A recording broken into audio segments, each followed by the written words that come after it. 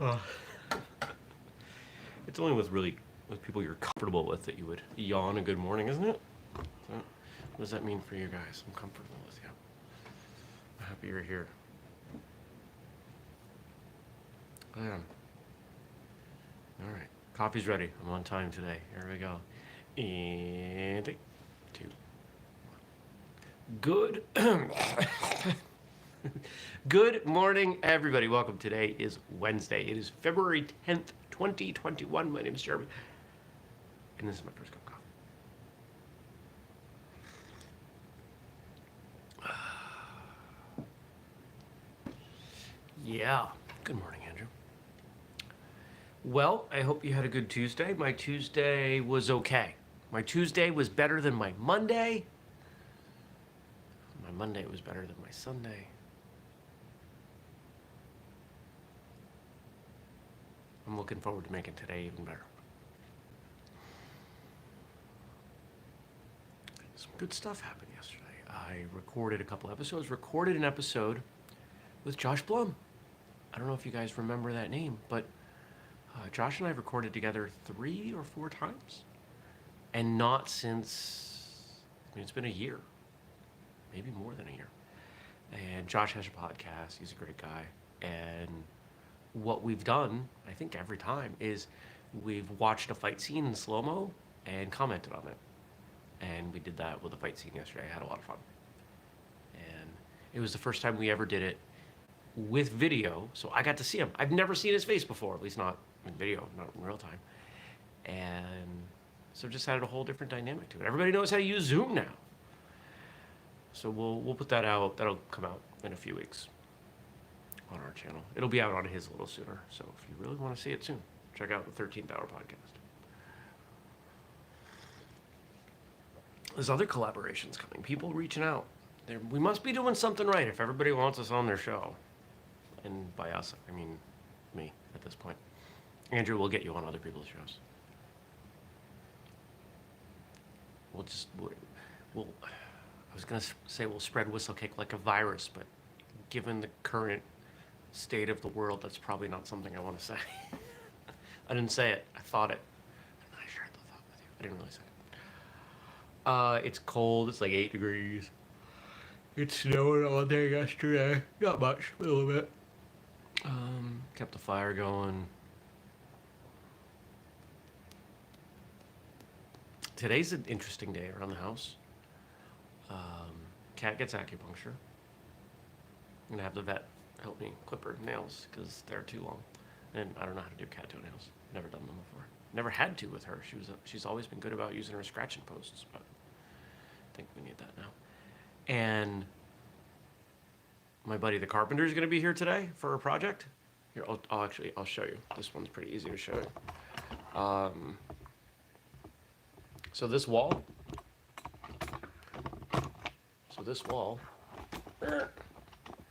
is an interior wall, and there's nothing. It's not load bearing. It's not doing anything special. So we're going to take that front panel off. Yes. Did you see the flowers on the panel? Can you see this? You see that on the edge? Ugh. This is my house. This is why my house was so cheap. Because the people who lived here before had interesting taste. And I love the house. We had to make some cosmetic changes. I don't mind the wood paneling. I grew up in a house with wood paneling. It doesn't bother me. At some point I might swap it out for actual wood, for now. Because the whole house is wood paneling. It'd be a large project. Anyway, so we're gonna pull that panel off and reinforce the ends and just turn that whole thing into a built-in bookshelf. Which means plants can go there and books can go. It's gonna be great. It's gonna completely change the way I use my house because I've got this one here and that one over there. We're just gonna do above that top edge. You see this edge right where my finger is? That carries through over there. We're just gonna do that top edge. I'm gonna leave the bottom because having low bookshelves, animals, the incredibly rare occasion there's a child in my house, it just makes sense. But it's a ton of space, and we'll open that up, and I'm looking forward to that. And then the plumber's going to be here to just take care of a couple little things You know, like the fact that there's no hot water at the kitchen sink. We're going to fix that. Actually, I don't even know we're fixing that today. He just reached out and he said, hey, I got time. I'm going to come deal with that stuff that you had. I was like, all right, cool. Owning a home. Always something to do. And this is why I'm glad I have a very small, very inexpensive home. Because I see people with big homes. And I think, man, good morning, Stacy. What's the upkeep on that house? Because something's always breaking. It's a house. There's always something. Something cracks or leaks or breaks or cold weather or whatever.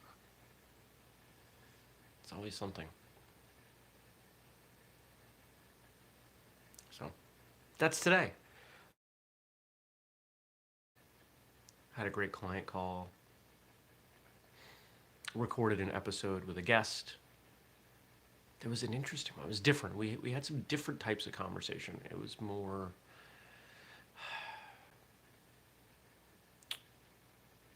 We had a conversation more on the mental, emotional side. And what was interesting is I often go there. I think anybody who listens to martial arts radio knows that. But not all of the guests choose to. And in the guest forum that came in, that's what they wanted to talk about. So that was pretty cool. So we went there. Talked about some good stuff. That'll be out in a couple weeks. We're running about 2 weeks out right now. We'd love to get to 3 weeks out. Wish we had a little bit more of a buffer, but we got what we got.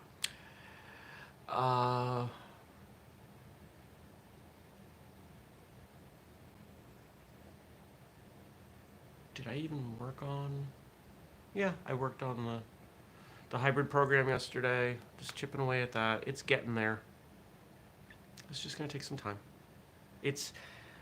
I went into it originally thinking, okay, I'm just going to be able to say, okay, so you're going to do your speed work and just do like half the strength work. And I realized that's not going to do it. That is, while a much more efficient approach from development is not at all going to be what people need, it's not going to get good results. And the more time I spend with this, the more I realize, unlike other programs, because you're trying to accomplish two things at once, the more it has to be like really detailed. So that's what I'm doing. Chipping away. I keep coming up with we gotta explicitly mention this, and it's holding me back from the next program. There's another program that I want to write, but once this is out, I'll work on that. Have you bought my novel yet? If you haven't bought my novel, please go buy my novel. And then leave a review once you've read it. It's doing okay. It is on track to be more successful than the Martial Artist Handbook, which is what I expected because it's not a martial arts book. Because it is a book with martial arts. And the feedback's been positive. I gotta get more people to leave reviews. We need more reviews. If you're watching this, if you've read it, please leave a review. Please. I'll probably go to the gym once everybody's done breaking and fixing my house.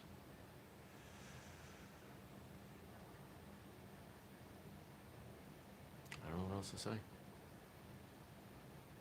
I'm looking around my living room like there's something to say. I have to water the plants. I'm doing better. A number of people reached out yesterday, which was really nice. I had acupuncture yesterday. The acupuncturist has been a friend for a long time. And we had a conversation about some of the stuff going on. Stacy says, oh, a side business. Smashy Smash smashes your drywall. I don't have drywall, but sure. Smashy Smash is the breaking team that Stacy and Laura are comprised of, and they do some cool stuff. They break all kinds of things. I sent her some ideas for some jokes, some funny things to do on TikTok. Go find them on TikTok. Some great videos, and fighting to remain positive and be confident, remaining confident in what they do, and I'm proud of both of them. And super proud that they have a whistlekick logo on the back of their uniform.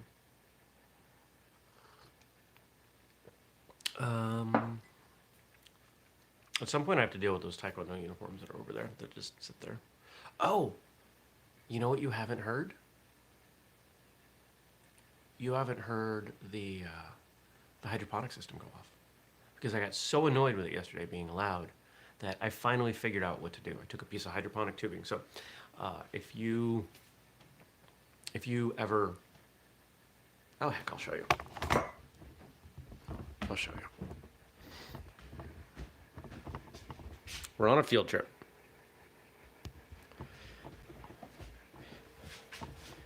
So these tubes here, so this is where it drains from one level to the next. And I just put a piece of PVC. It's food grade. And it breaks up the flow of the water enough that it doesn't make noise. I did that. So that's why you don't hear it. Yay! I figured out a thing to do that was smart. I kind of obsess over problems. When things aren't working right, I obsess over them. I'm obsessing, what is it I'm growing? That's kale, a little bit of arugula. There are a couple basil plants, a couple cilantro plants. The cilantro has not done well. The kale, the arugula does really well. Arugula is probably the easiest thing I've found, easiest thing to grow inside hydroponically. I have potatoes I'm trying over there, but those need far more nutrient than you're going to get in hydroponics. The basil's probably okay, just going to be really slow. I don't think I would grow the cilantro again in there. Because, I mean, cilantro's nice, but you can get decent cilantro at the store pretty cheap. And it bolts so quickly. But the kale's great. The kale actually grows pretty long. It doesn't turn over, it doesn't go to seed quickly at all. Kale's one of my favorite things to grow outside because it's so durable.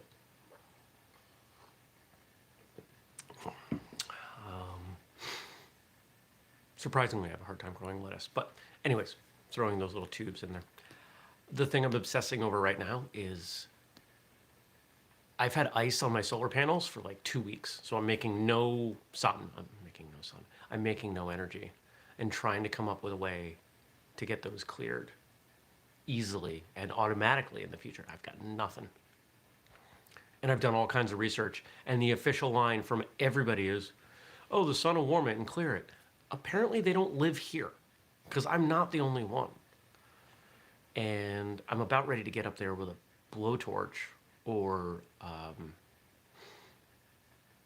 wish I'd purchased one of Tesla's not a flamethrowers. They take the 1 pound propane canisters. I could have stood on the ground and melted that down. So I got to figure something out there because it's frustrating. Can't easily climb up there because it's covered in snow and ice. I could climb from the other side, but it's also covered with snow and ice. It's a whole scene. It's a whole scene, and my electric bill, without generating power, is over $100 a month. In part because of the hydroponic system and, computers. Coffee's good today. All right, I think that's enough rambling about things that have nothing to do with martial arts. What do you think? Let's talk about martial arts. Or let's see what you all wrote in for me to talk about and see if any of it is related to martial arts. So what do we got?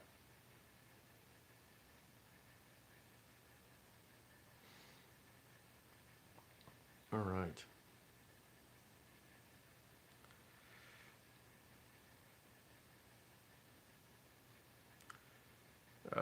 Boom, boom. All right. Today, some quotes from International Boxing Hall of Fame inductee Sugar Ray Robinson. There's a martial artist. Do you consider boxing a martial art? I do. Or I should say it can be. Look at something like Rocky. There's personal growth through there. To be a champ, you have to believe in yourself when no one else will. Believing in yourself. I was just listening to a podcast with with a gentleman who comes out of the MMA world, and he was suggesting that believing in yourself is dumb, pointless, foolish. Because he was suggesting that believing in yourself in extreme situations is unlikely to have an impact on the outcome. And I think he's missing the point. Believing in yourself in extreme situations, right? If I jump off a building and believe really hard I'm going to fly, I'm not going to fly. If I, the example he gave, step into the ring with a professional fighter, doesn't matter how much I believe I'm going to win. It is incredibly unlikely.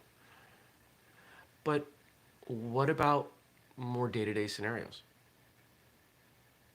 Do I believe that whistlekick is going to work out? Yeah. What if I didn't? It wouldn't. Do I believe that the next time I'm in front of a testing board, being evaluated for rank, am I going to believe that I'm going to pass that exam? Absolutely. What if I don't? I won't. Believing in yourself is critical. If you don't believe in yourself, you damn well better get people around you who do and will convince you that you will achieve whatever it is. Because the alternative is pretty obvious. Rhythm is everything in boxing. Every move you make starts with your heart, and that's in rhythm or you're in trouble. I find the footwork in boxing fascinating. There are people in the martial arts, in what we might think of as more conventional martial arts. There are people in karate and taekwondo and kempo and kung fu, etc., who spend a lot of time thinking about footwork, but most of us do not. Most of us do not look at footwork as a separate component to our fight game, because most of us aren't ever going to be punched in the face. So we don't need to think about it in that level. We're thinking about sparring, which is controlled. But footwork, I think, if you're going to look at it at a full contact level, it's just as important as your hands and your feet. What are your feet doing? If power comes from your relationship to the ground, and it does, and your ability to move comes from where your feet are, where your balance is at any given time, being able to transition quickly from a place that you can generate power and also move quickly is critical. I was playing with something last night that will probably go into the next set of video that I record for the YouTube channel that I've done no work on since like Friday. But I've got time carved out tomorrow, hopefully, to finish all the videos, because my goal is to launch all. I re-recorded 9. I don't know if all 9 are going to come out, because as I watch them, there may be a couple that I want to re-record, but there should be at least 5 or 6. One of the things that may show up on that next set of videos that we record is around footwork. Because if we look at the way most people stand, most stances are not conducive to versatile movement. If you're in a front stance, you can move forward. You can move backwards. You can kind of rotate. Can't move side to side very quickly. Side stance. Depending on how wide it is, you've got a little bit more of an advantage. So, things I'm playing with. Footwork matters. One of the games I've been playing with myself, I've got, like most of you, I bet most of you have magnets on your refrigerator. I am practicing, not quite kicking, but touching with my big toe the magnets. Practicing accuracy with my foot, proprioception, maybe is a better word for that. Balance, a little bit of flexibility, a little bit of strength.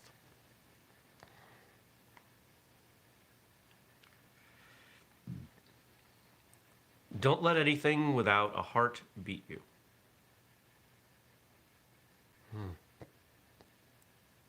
It's really simple.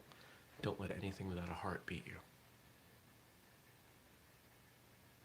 Don't let your emotions beat you. Don't let situations beat you. Don't let ideas beat you.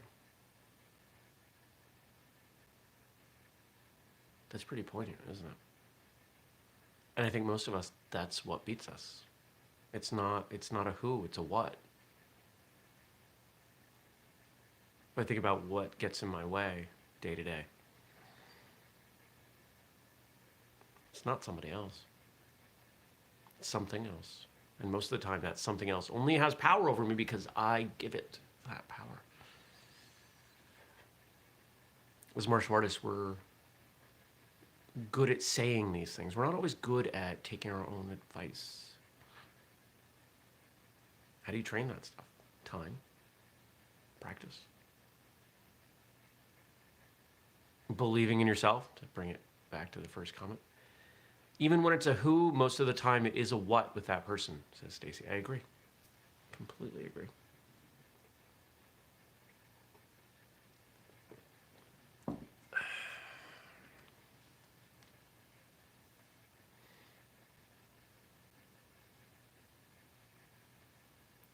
Fighting, to me, seems barbaric. I don't really like it. I enjoy outthinking another man and outmaneuvering him, but I still don't like to fight. That's an odd quote from a boxer, isn't it? You still don't like to fight. When I started reading it, I thought he was going to express a difference between boxing and fighting. Apparently not. What does that say that one of the best boxers of all time didn't like, I'm going to make an assumption here, the violent aspect of what he was so good at?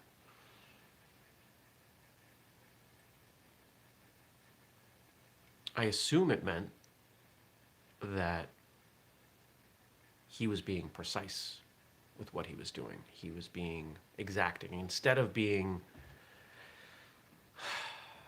a club, he was a scalpel.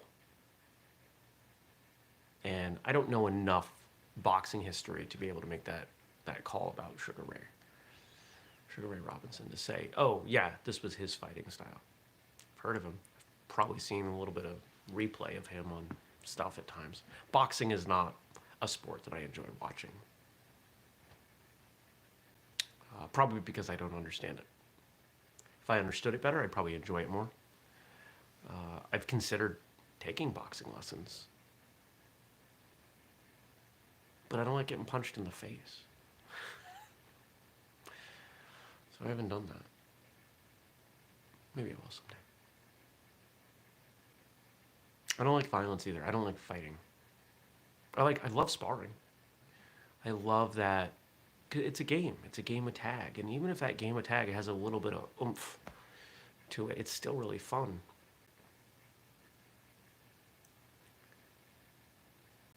But the idea of getting in the ring with someone who's trying to hurt me and I'm trying to hurt them more first, that doesn't excite me. It scares me. And on some level, I think that's why I should do it. But I'm not gonna.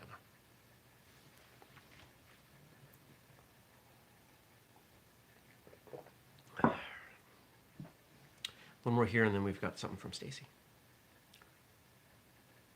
You don't think.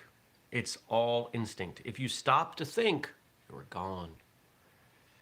You don't have time to think. Think about it this way. You and I are engaged in some combat scenario. Sparring, whether it's practice or in competition, it's boxing, it's kickboxing, it's MMA, it doesn't matter what it is.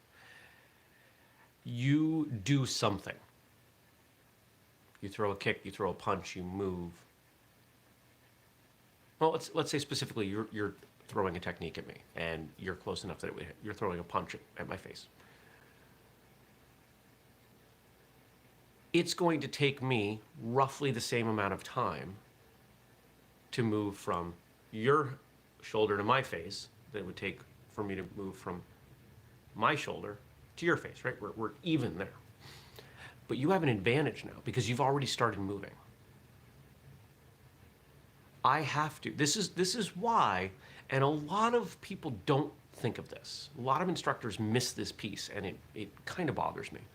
Why are you backing up? Because we're creating space. Innately, we understand we need to create space so we have time to block that technique or get out of the way.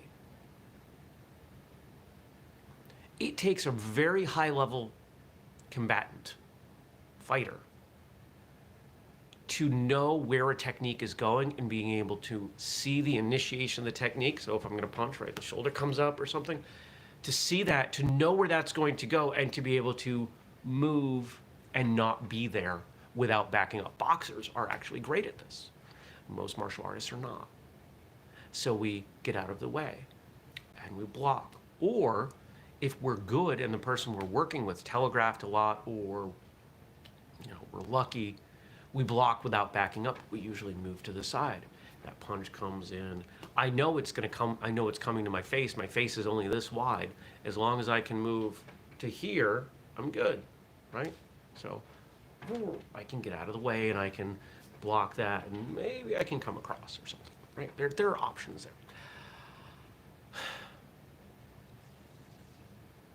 What was the quote? I completely forgot the quote.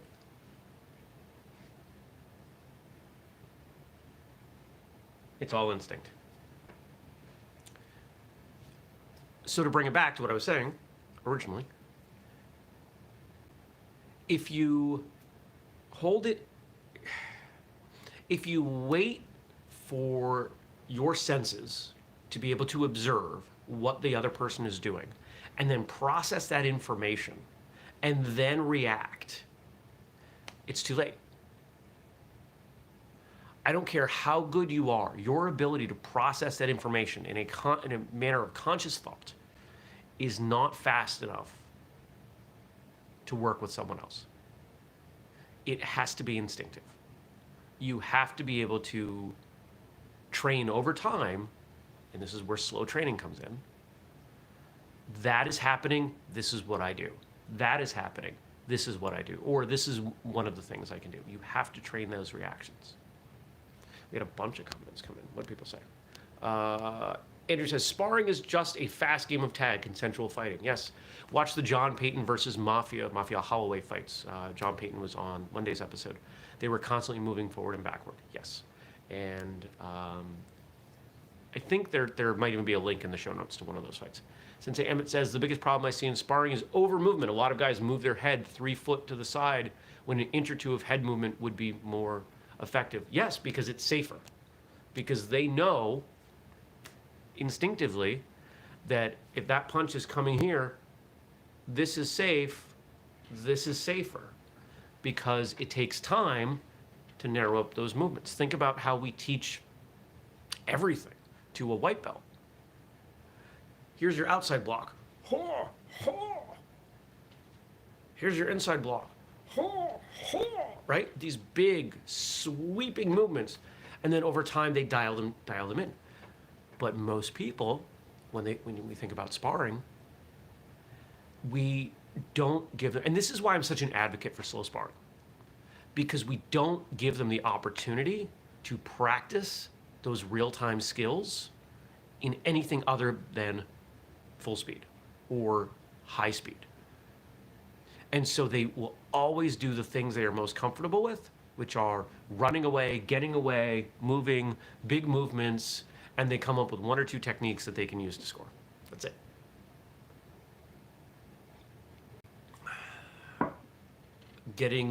Narrowing up the action takes a lot of time. And you have to have the environment to do that safely. This is why I see instructors and coaches yelling at this so often. Just, you gotta move, and they're giving instruction on the side, even in class. And the person understands conceptually, but their reptilian brain is terrified of getting hit in the face, so they default to doing the things they're most comfortable with. And it says slow is smooth, smooth is fast. Absolutely. Hey, those of you watching right now, if you could hit that thumbs up button if you see it on whatever platform you're watching, I would appreciate it. And where's what Stacy said? Where'd that go? Here it is. Stacy says, I think it's important that your work is in conversation with artists in your community. This is tied back to yesterday. History is about who tells it. David Diggs, there we go, played Lafayette and Jefferson in Hamilton. Oh, that's who said it. Okay, let me read that again and do proper homage to the quote. I think it's important that your work is in conversation with artists in your community. History is about who tells it. David Diggs. He played Lafayette and Jefferson in Hamilton, which, if you haven't seen Hamilton, watch Hamilton. It's worth it. It's worth getting Disney Plus just for a month just to watch it. It is a wonderful show. And so we talked yesterday about art, and or maybe it was the other day. Martial arts, part of the community, right? When we see martial arts schools that are successful, they're tied into the community, aren't they? They are supporting the community. They're offering self-defense. They are fostering growth among people in the community. They're tied into the schools. They're reinforcing the values of that community, academics and everything else. The arts, whether they are performing arts or martial arts or whatever arts, are relevant. And we often forget about them. There was a great quote I saw on Facebook yesterday that I thought was absolutely brilliant. And it was something like this. Satyama says, please don't start talking Hamilton. I listen to Whistlekick to get a break for my teenage daughter's constant Hamilton rundown. Don't worry, I've only seen it once. You won't get a rundown. Although one thing I will say, it has nothing to do with martial arts that I think is really fun about that show. It is clear that Lin-Manuel Miranda, who wrote most of it, including the songs, he and I have the same taste in music because I can pick out which 90s New York rapper he is gently paying homage to, and which song and which lines he is borrowing and kind of messing with a little bit to pay respect. I could, if it, even just the first time I watched it, I was like, oh, that's a line from Nas, that's a line from Jay-Z, that's a line from Mobb Deep. The person I was watching it with was like, what? I had something else I wanted to say. I lost it. Oh, this thing I saw on Facebook yesterday, and then we're gonna close it down. Teaching science without the arts is how you get Superman villains. Teaching the arts without science is how you get Batman villains. And I thought that was hysterical. Stacy says he is abundantly clear about his homage to his favorite artist. Yeah. I didn't realize that until I watched it. But it was fun that I could pick it out. All right, so go forth, do good things, enjoy your day. Find a way to make martial arts part of your day, whatever it is. Find some way to do this. Oh, Andrew says he posted that. Ha, awesome. Remember, we do this show every weekday, 6:30 a.m. U.S. Eastern Time, here on YouTube. Catch it later in audio form. Give me some stuff to talk about. Frank does a great job. Thank you to Stacy for also chiming in with stuff today. And if you want to support us, we've got these mugs and other stuff at whistlekick.com. And we've got the Patreon. And I hope to see all of you back here tomorrow. Thanks, everybody. Take care. Peace.